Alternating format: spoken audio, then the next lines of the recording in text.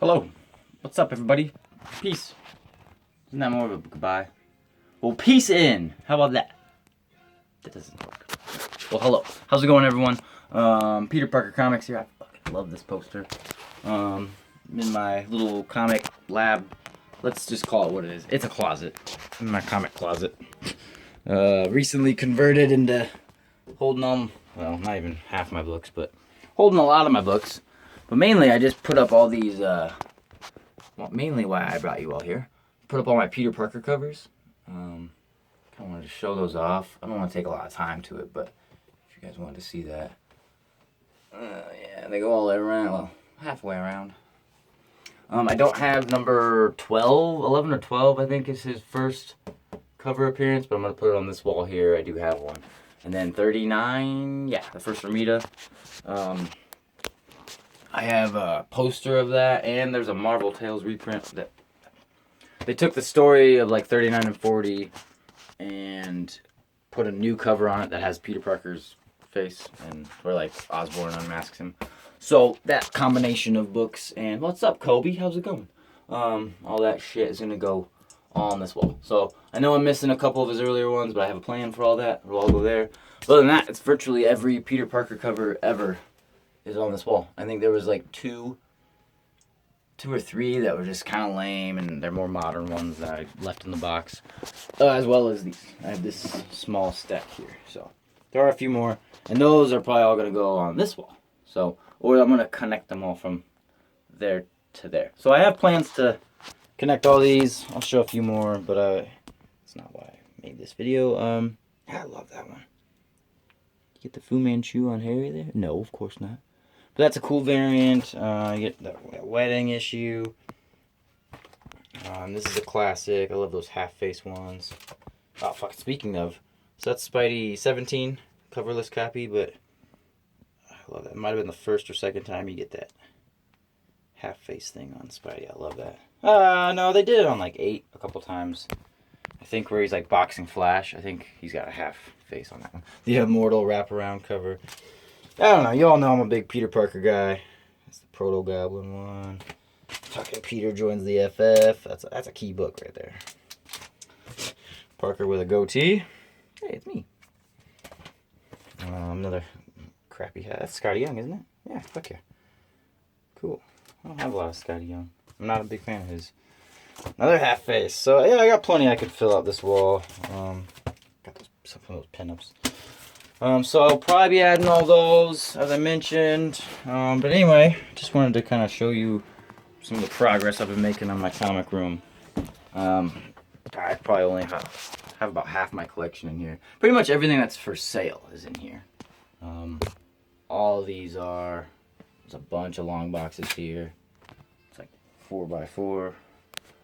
Most all this is for sale. So the closet is more of sale books, and then in these other rooms, I have shelves and shelves and shelves of books. Hell, like those are all full. I got 2 dressers full over there. Spinner rack. Closets are full of long boxes. I don't know if you can tell. There they are. In both my rooms. So I have plenty more in my personal collection. But finally have my little Instagram sales office is good to go now. So I'll be posting a lot more books. And I want to make more content for you guys. More videos. Because I'm getting more, let's not say proficient, because my quality still sucks and I still don't edit anything, but I'm getting better and more comfortable with YouTube and videos and stuff, so I want to do more of that. And that brings me to, the fuck are we listening to? Oh yeah, hell yeah. What's this song called? In La Noche Into the Night. Right, yeah. Dog Fashion Disco. I recommend these guys. A lot of albums, but there's like 7 versions of this first album.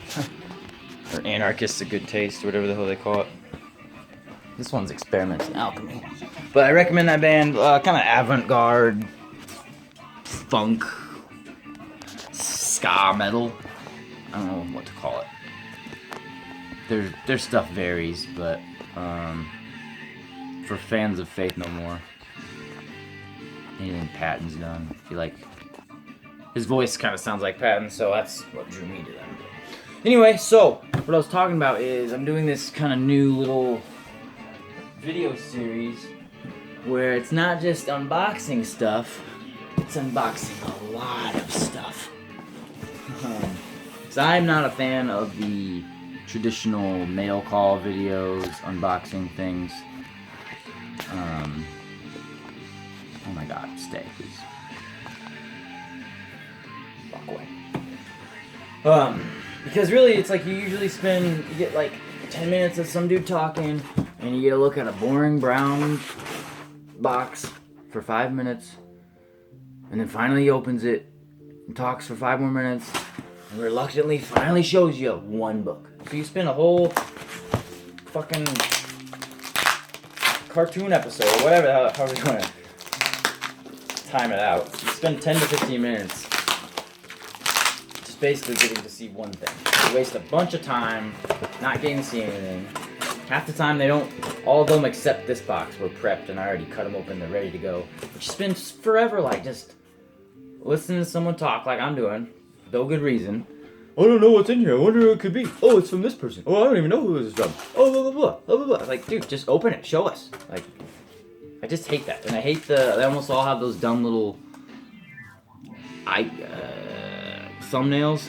The picture is always like a box with a question mark. Well, what's in the box? Or it's just a generic, like, mystery box picture. Like, I'd rather you show me in the thumbnail what's in it so I can gauge right off the bat, like, if I'm going to be interested in watching this. Because I just hate 90% of unboxing videos. I either don't finish them, I regret watching them, I wish I hadn't, I bail halfway through and go do something else. I just wish, I don't know, they'd be formatted better. And mine aren't really going to be much better because mine are also kind of live format. I'm not editing it, and I put everything up through my phone, and you can't choose your cover image through, like, the YouTube app. I think you have to do it from a computer. So I'm trying to get more functional with that stuff so I can do that kind of thing, and I don't know. But I'd rather see, like, an open version of all this stuff as the cover photo. 'Cause you're like, oh shit, he got that, I want to see him get that, like, whatever. If you just show me, like, oh, here's a box, what's in it? This isn't very enticing. Like, me in a box doesn't look very good. If you see me in, like, a shit ton of books around it, you're like, oh cool, what's the story behind these? Why does he have those? Let's watch. So I'm going to try to do more, I don't know, just put more production value into it, more quality. I don't know. So anywho, this is a lot off of eBay. I think this guy has like a new, it's like an actual shop. So it's all new stuff. I think I got from this guy so I could get, this is the guy so I could get Basket Full of Heads, or did that one not already come? This was so I could get Undiscovered Country. Because I got them last Wednesday. So yeah, these books all came out last Wednesday. No, they didn't. Some of them did. 2 Wednesdays ago, Undiscovered Country dropped. This is the jock cover. And I went to 2 shops and couldn't find a single copy of either cover. And I know this book was hyped up. It was optioned before it was released. People are saying good things about it. It's Charlie, was it Soul? Yeah, that's how you say that. And Scott Snyder. Like this. Anyway, so I couldn't get one, and I had these in my eBay shopping cart, and I was like, you know what, if I can get 1 or 2 at the shop, I'm good. I don't need to stock up on these. I don't like making online orders for new stuff, because if I do, I want to make it worth it and get the free shipping. I spend the $45-50 you gotta spend, and I just don't like overdoing it if I don't have to. I'm trying to get away from spec purchases and buying multiples and just getting 1 or 2. You don't need to get 4 or 5, but with how much they're selling, I was like, you know what, I got the last copies he had. He had 4 available, I took all 4. I might have had 5, actually. I think I took 4, because I didn't want to risk one of them selling in the meantime that you're trying to check out, and then you get one on back order or something. But then Family Tree came out, so Undiscovered Country was 2 weeks ago. This was last week, and I wanted to make sure I could get a copy of these, because it was labeled as like a Cronenberg-esque body horror fairy tale thing. I'm all over that. So I made sure to get 4. I did get 4. Okay, I thought I got 3. 4 copies of that as well. So I think I got 2 from my LCSs. So I will have at least one of these up on my Instagram for sale, probably for cover price. always share the wealth. But I got those. Pumped about that. And I got a couple of these because they were like $3. And I know I could flip them for at least $5. So I thought, well, if I can flip 2 of these, it pays for 1 of these, kind of a thing. Like, no harm in that. Oh, too bad you can't, like, flip it and do both eyes. But this is the cool die-cut cover of that Abrams and Son Spider-Man #1. I have one myself, so I'll just be selling those. And Leviathan? I've always wanted to say Leviathan. It's not a word. It's Leviathan. Leviathan. I just always catch myself. Leviathan. Leviathan. #1. This was like cover B. It's not a second printing, I don't think. I think it was just a variant. I think it's like a big red dinosaur was on the cover of issue 1. I want to say it was on Comic Shop News. Like, I saw the shit out of that cover being solicited. So, but I had never seen this one, and I'm like, wow, Leviathan #1. I never read it, but I know I have the other cover, if not 2 or 3 copies. So, I don't know. It was a discounted #1, so I got it. Proud about that. Okay, so most of the rest of these are all opened already, so I should get to them quicker. This one I already opened and threw away the box. But again, I don't get the fucking mystery of it. If you're having an unboxing video, you guys are like, oh, I opened it, and then they're doing this for forever. Like, oh, I'm not gonna show you. I don't want to show you. They just fucking show it. Like, no, they're not getting the books. They're yours. Who cares? You can't. It's like, oh no, you saw it. Oh, it's less valuable. Get the fuck out of here, man. Who does that shit? I don't want to put his name out there, but some YouTube guy, all he does is order blind boxes, and he's like that. He'll look at them and then kind of fold them down. Like, I don't want you to see it. No, let's do this first. Let's save this for the end. Like, just fucking show your shit, man. That's how you lose viewers. Anyway, Luke Cage, the Mondo Waltz. What the fuck they call that shit? Just Mondo. Death Waltz. That's it. That's not this one. This is just Mondo release. They're teamed with, I think, Death Waltz. They're either 2 different companies that release shit together, or they're one of the same. But they put out amazing, amazing soundtracks. They all have like colored vinyl. This one has yellow discs. Yep, yellow discs. I love Luke Cage. I still stand by saying it's the best Netflix show, period. It's the best Marvel Netflix show, hands down. I like it more than Daredevil. I loved Luke Cage, season 1. Season 2 dropped off a little. It wasn't as good. It didn't finish nearly as strong. But I love Luke Cage.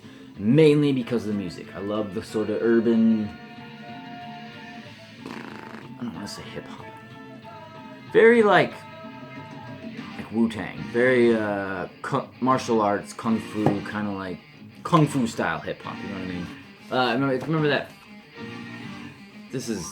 I don't know if the music really ties in. Remember that show on Fuse where it was like old kung fu movies dubbed with like fucking ghetto ass shit, like gangster rappers doing the fucking dubbing? That was a good show.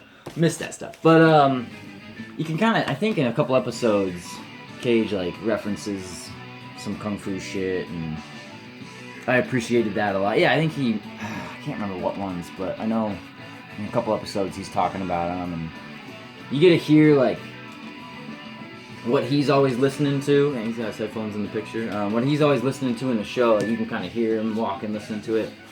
That's this soundtrack, and I just don't know. His music is just so good. The music in this show is so good. The theme is great, everything about it. You almost can't find this either for less than $100. I paid $40, and it's used.